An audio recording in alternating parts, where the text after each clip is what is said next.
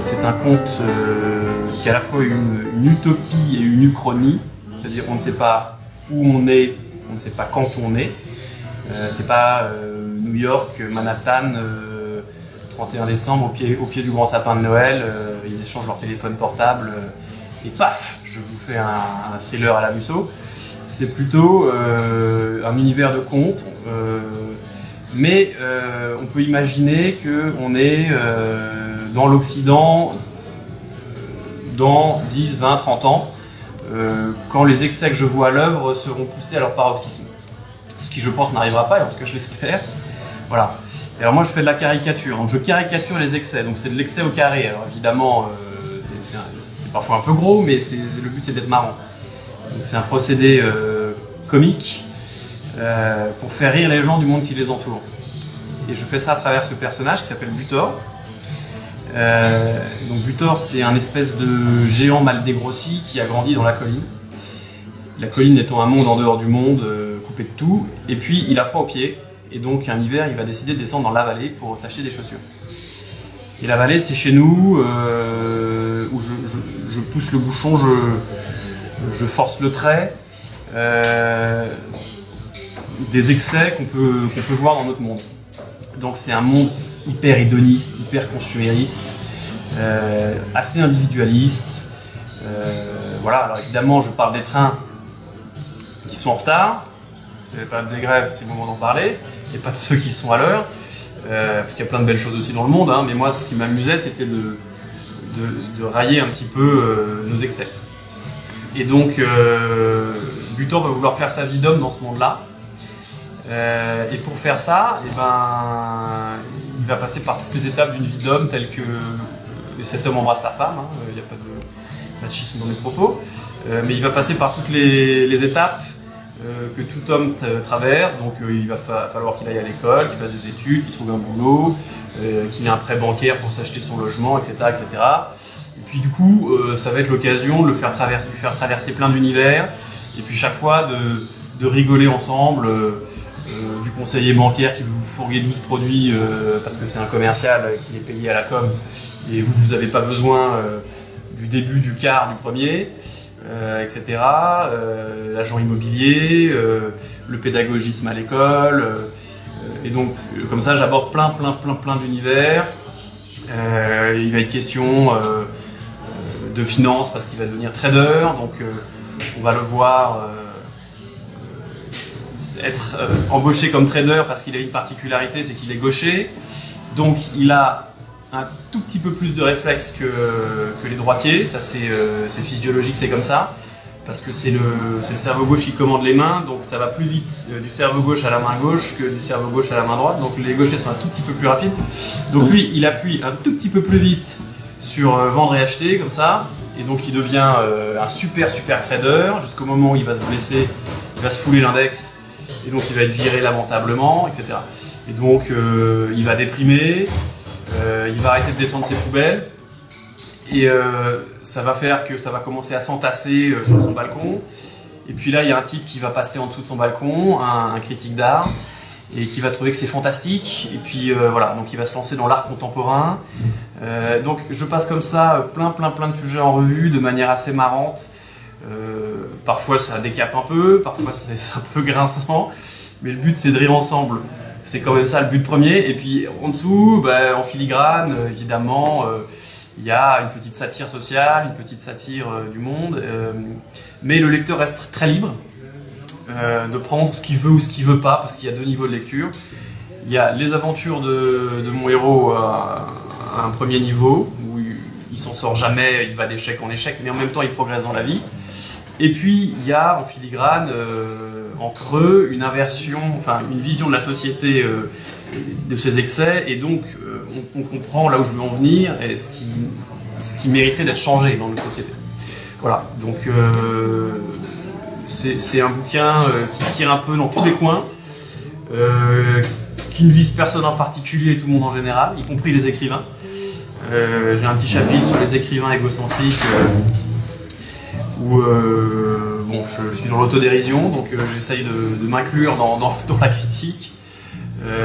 Mais le but c'est que ça reste marrant. et je pense que ça fonctionne, puisque j'ai des bons retours à la fois des lecteurs et des libraires aussi qui jouent le jeu. Voilà. Il y a aussi une autre chose que je trouve vraiment super, cette couverture. Je ne sais pas qui l'a fait. Alors la couverture... c'est exactement ce que tu décris là. La couverture, je trouve, je partage ton opinion, elle est à l'image du bouquin. Donc elle est le bouquin est assez visuel et la couverture est très fidèle. Elle a été faite par un jeune illustrateur qui a 27 ans, je crois, qui dessine, chez Télérama, aux Échos, qui fait des couvertures de bouquins.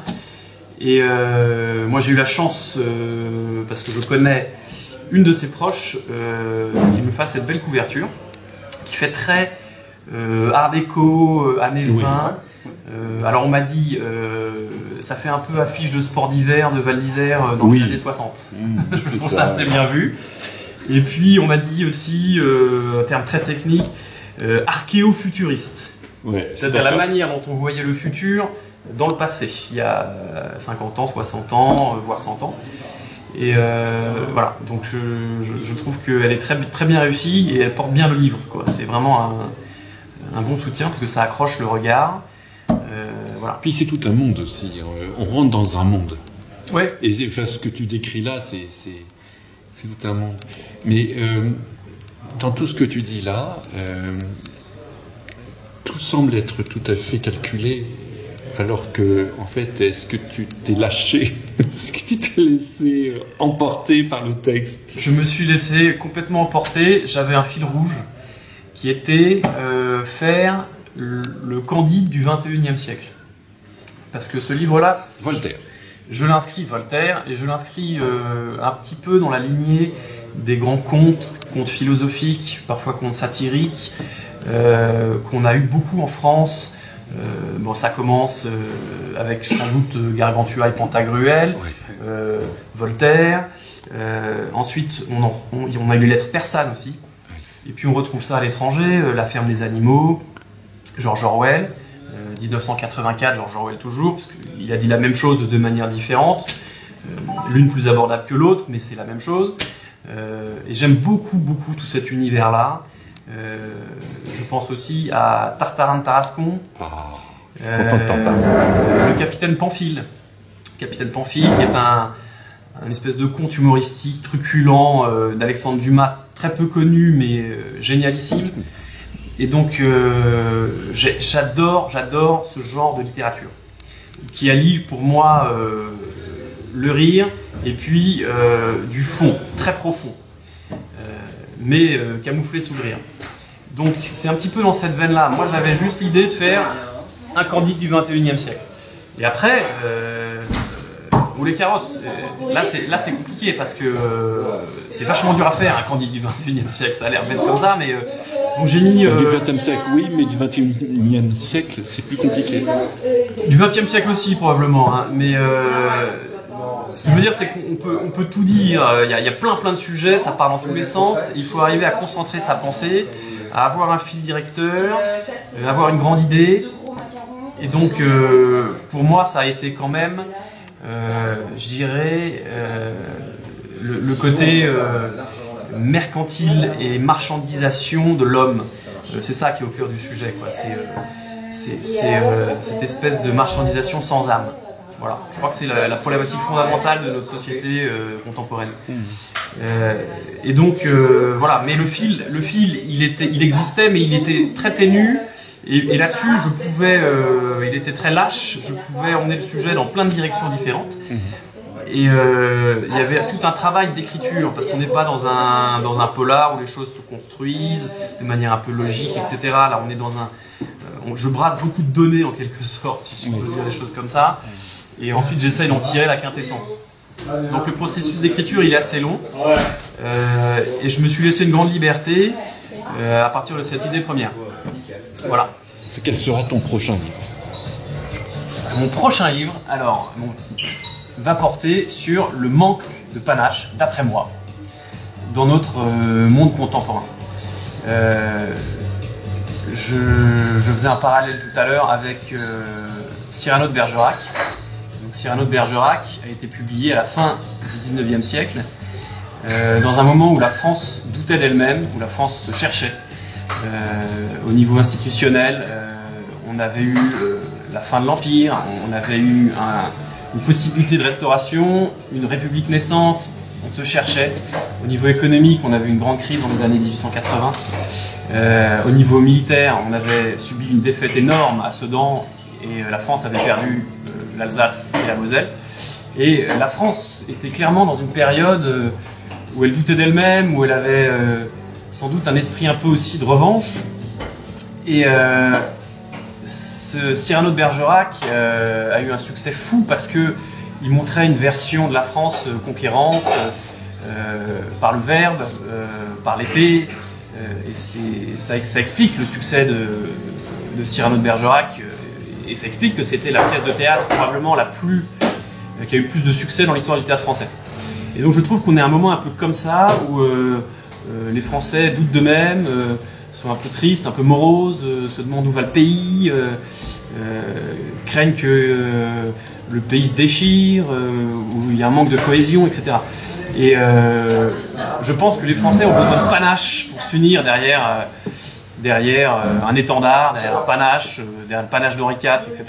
Donc ça peut paraître un petit peu perché comme idée, mais je pense qu'une question clé, c'est comment faire de la cohésion dans notre pays, notamment comment intégrer les Français qui sont arrivés le plus tard et qui sont parfois en rupture.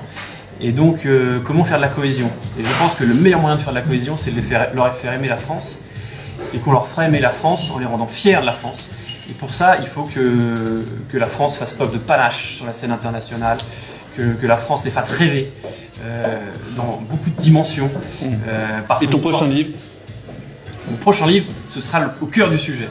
Mais évidemment, ce ne sera pas écrit tel que je vous le raconte, ce sera au travers d'une histoire.